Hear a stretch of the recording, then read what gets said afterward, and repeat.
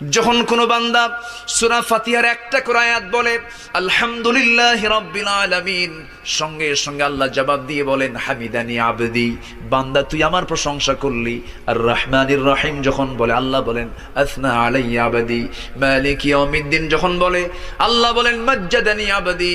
এরপরে যখন বলে ইয়াকা না'বুদু ওয়া ইয়াকা নাস্তাঈন পর্যন্ত যখন বলে আল্লাহ বলেন বান্দারে তুই আমার কাছে কি চাস, প্রাণ খুলে চারে বান্দা।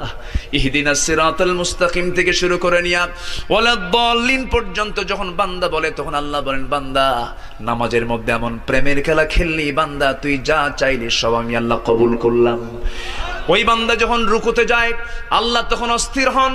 ওই বান্দা যখন সিজদায় যাওয়ার জন্য প্রস্তুতি নাই, সমস্ত ফেরেশতাকে ডাক দিয়ে বলেন ও ফেরেশতারা, এই বান্দাগুলো আমাকে দেখলো না, রাসূলকে দেখলো না, কোরআনকে দেখে হাদিসকে বিশ্বাস করে আমাকে খুশি করার জন্য তার সবচেয়ে সম্মানজনক